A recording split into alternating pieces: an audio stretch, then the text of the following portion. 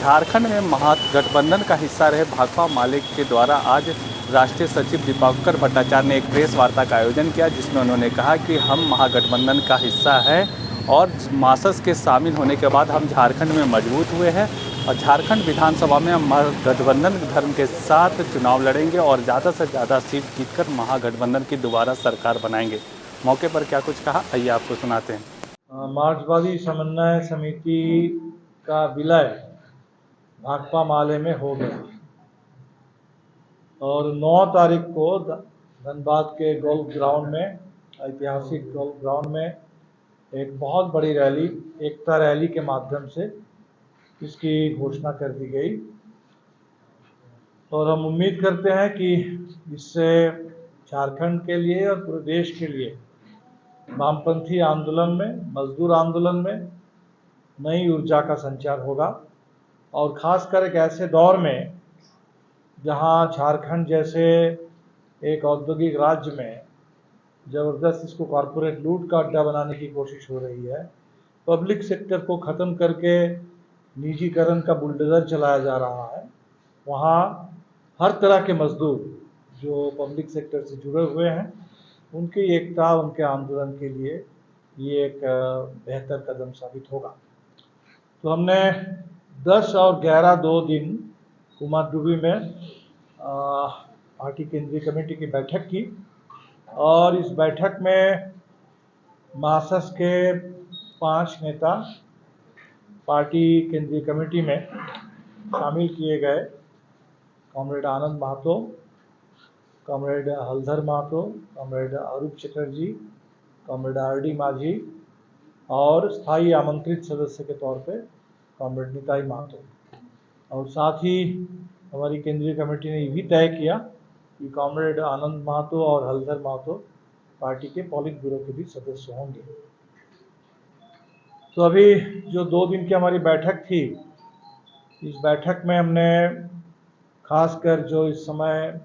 आने वाले 4 राज्यों के विधानसभा चुनाव हैं, जहां 2 राज्य में जम्मू कश्मीर और हरियाणा में चुनाव की प्रक्रिया चल पड़ी है, इसका हमने जायजा लिया। जहां तक जम्मू कश्मीर और हरियाणा की बात है, वहां प्रत्यक्ष तौर पर हमारे कोई उम्मीदवार नहीं होंगे, लेकिन इंडिया गठबंधन की जीत के लिए और भारतीय जनता पार्टी को करारी शिकस्त देने के लिए हम हर संभव कोशिश करेंगे। महाराष्ट्र और झारखंड के लिए हम तैयारी कर रहे हैं। खासकर झारखंड में हम उम्मीद करते हैं कि मासस और माले की इस एकता से उत्तरी छोटानागपुर के इलाके में इंडिया गठबंधन और मजबूत होगा और हम लोग जहाँ तक सीटों के तालमेल की बात है, तो बातचीत के जरिए इंडिया गठबंधन में इसका फैसला कर पाएंगे और हमारी सोच है कि झारखंड में जेएमएम, कांग्रेस, वामपंथी दल और राष्ट्रीय जनता दल, ये चारों मिलकर के एकताबद्ध तरीके से चुनाव लड़े, हम इसके लिए प्रयासरत हैं। कुछ और मुद्दों पर हम लोगों ने बातें की। एक तो जिस तरह से गोरक्षा के नाम पर हिंसा और हत्या की खबर आ रही है, हमें लगता है कि सुप्रीम कोर्ट को तत्काल इस मामले में स्वतः संज्ञान लेते हुए ये गोरक्षा के नाम पर जो हिंसा है, काउ विजिलेंटिज्म, इसको आतंकवाद की श्रेणी में ले लेना चाहिए। ये आतंकवाद छोड़कर और कुछ नहीं है और इस आतंकवाद पर रोक लगनी चाहिए। गोरक्षा के नाम पर जो भी दल चल रहे हैं, उसको गैर कानूनी घोषित करके इनके खिलाफ कार्रवाई करनी चाहिए कानूनी ढंग से। मोदी जी ने खुद कुछ दिन पहले एक चर्चित अपने भाषण में उन्होंने कहा कि गोरक्षा के नाम पर जो लोग काम कर रहे हैं, ज़्यादातर एंटी सोशल एलिमेंट है और वो अपने अपराध को बढ़ाने के लिए गोरक्षक का चोला ओढ़ लेते हैं। और इस जहां प्रधानमंत्री ने खुद इस हकीकत को कबूल किया, लेकिन इस पर कोई काम नहीं हुआ और इसके चलते ये लगातार हिंसा बढ़ रही है, हत्याएं हो रही है। हरियाणा में आपने देखा कि एक तरफ बंगाल के एक प्रवासी मजदूर सबीर मलिक की हत्या हो गई पीट पीट करके, वहीं 12वीं का एक छात्र आर्यन मिश्रा, उसको भी गोली मार करके उसकी हत्या कर दी। इस पर साफ कार्रवाई होनी चाहिए। सुप्रीम कोर्ट ने बुलडोजर से जो घरों को, दुकानों को तोड़ा जा रहा है जगह जगह देश में, इस पर चिंता व्यक्त करते हुए इस पर रोक लगाने की बात की और एक गाइडलाइन जारी करने की बात की। हमें ये भी लगता है कि ये बुलडोजर का जो हमला है, ये कोई बुलडोजर जस्टिस नहीं है, ये जस्टिस के खिलाफ बुलडोजर है। संविधान पर, कानून के राज पर ये बुलडोजर चल रहा है और कतई इसकी इजाज़त नहीं दी जा सकती। तो सुप्रीम कोर्ट जो भी गाइडलाइन की बात कर रहा है, जल्द से जल्द इसको लागू करके बुलडोजर हमलों पर रोक लगाई जाए। केंद्र सरकार ने पार्लियामेंट में वक्फ बोर्ड कानून में संशोधन के लिए एक बिल पेश किया और उसको जॉइंट पार्लियामेंट्री कमेटी के पास भेजा गया। जॉइंट पार्लियामेंट्री कमेटी ने 13 तारीख तक लोगों से राय मांगी है। हम लोग, हमारे 2 सांसदों ने भी इस पे आज राय भेज दी है, ये कहते हुए कि हमारी नज़र में ये जो संशोधन प्रस्तावित है ये अनावश्यक है और इस बिल को वापस ले लेना चाहिए। हम जो समझ पा रहे हैं इस बिल को पढ़ने से कि इस बिल के ज़रिए वक्फ बोर्ड के पास जो ज़मीन है, जो संपत्ति है,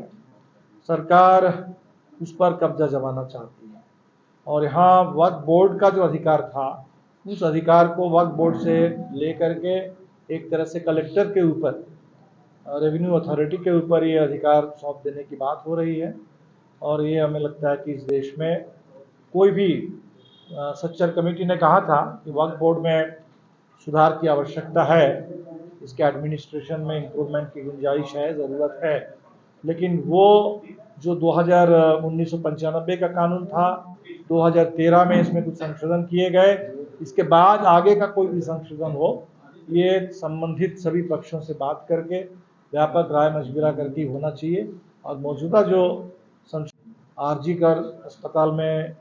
एक डॉक्टर के साथ, पोस्ट ग्रेजुएट ट्रेनी डॉक्टर के साथ जो बलात्कार और नृशंस की हत्या हुई, इसको लेकर के बंगाल में लगातार 1 महीने से बहुत बड़े पैमाने पर नागरिक समाज, वहाँ के डॉक्टर्स, वहाँ की महिलाएं, छात्र समाज, सबका आंदोलन चल रहा है। ये अपने आप में एक पूरे देश में बलात्कार के खिलाफ, महिलाओं की सुरक्षा के लिए और स्वास्थ्य व्यवस्था के अंदर जो भ्रष्टाचार है इसके खिलाफ एक बहुत बड़ा आंदोलन है। ऐसा आंदोलन हाल के वर्षों में हमने कहीं देखा नहीं। तो इस आंदोलन को हम समर्थन करते हैं और उम्मीद करते हैं कि सुप्रीम कोर्ट ने जब स्वतः इस मामले को अपने हाथ में ले लिया और जांच सीबीआई को सौंप दी गई, लेकिन लगातार तारीख पे तारीख, अभी 17 सितंबर की डेट आई है और अभी तक इस सीबीआई की जांच से कोई भरोसा नहीं जगा। तो बंगाल में जो वी वांट जस्टिस, ये जो डिमांड उठी है, हम समझते हैं कि पूरे देश की आवाज़ है। और ये सिर्फ बंगाल में एक घटना को लेकर के नहीं है, अभी मध्य प्रदेश, जहां भारतीय जनता पार्टी की सरकार है, 2-4 दिन पहले की खबर थी, दिन दहाड़े सड़क पर, खुली सड़क पर उज्जैन में एक बलात्कार हुआ, जो मुख्यमंत्री का अपना विधानसभा केंद्र है, और वहां उसको रोकने के बजाय उसके लोग वीडियो बनाते रहे। कल की रिपोर्ट है कि इंदौर में 2 सेना के अधिकारी, वो रात में 2 अपने मित्रों के साथ कहीं जा रहे थे, 2 महिलाओं के साथ, और सेना के अधिकारियों के साथ वहाँ जो गाड़ी में 2 महिलाएं थी, उनका सामूहिक बलात्कार कर दिया गया। ये मध्य प्रदेश की रिपोर्ट है। तो लगातार, इसलिए मामला सिर्फ बंगाल का नहीं है या सिर्फ आरजी कर का नहीं है। मुजफ्फरपुर में दलित लड़की के साथ ऐसा हुआ, उत्तर प्रदेश में लगातार हथरस में, उन्नाव में ऐसी घटना की रिपोर्ट आती रही। इसलिए ये पूरे देश में महिलाओं की सुरक्षा का, उनके सम्मान का, और ख़ास तौर पर जो 2013 में वर्मा कमेटी की रिपोर्ट के बाद जो संशोधन हुआ था और जिसमें देश की आधी आबादी से सरकारों ने वादा किया था कि कार्यस्थल में किसी तरह के महिलाओं के ऊपर कोई हमला नहीं होगा, उसे बर्दाश्त नहीं किया जाएगा और संपूर्ण सुरक्षित रहेंगी महिलाएं, और लेकिन इसके साथ लगातार खिलवाड़ हो रहा है। तो हम चाहते हैं कि सुप्रीम कोर्ट डॉक्टरों की सुरक्षा के साथ साथ आम महिलाओं की सुरक्षा और ख़ास तौर पर कार्यस्थल में जो यौन शोषण की घटनाएं हो रही हैं, इस पर रोक लगाने की दिशा में सार्थक कदम उठाए और देश में चाहे जिस राज्य में जिस पार्टी की भी सरकार हो, तमाम सरकारें इस मामलों में और गंभीरता से काम लें। तो मोटे तौर पर यही कुछ बातें थी। अगर आप कुछ सवाल अगर करना चाहें तो जानना।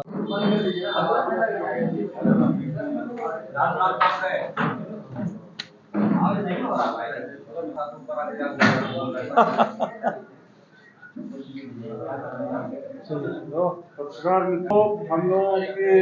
एक रैली थी, एकता रैली, जिसमें मासस का विलय माले में हुआ, भाकपा माले में। उसके बाद 10/11 को हम लोगों के केंद्रीय कमेटी की बैठक वहीं पे मैथन कुमार चौधरी में हुई और 2 दिनों की बैठक में हम लोगों ने पूरे देश के राजनीति का जायजा लिया। कांग्रेस महासचिव दीपंकर भट्टाचार्य जी वहीं से आ रहे हैं और प्रेस को संबोधित कर रहे हैं।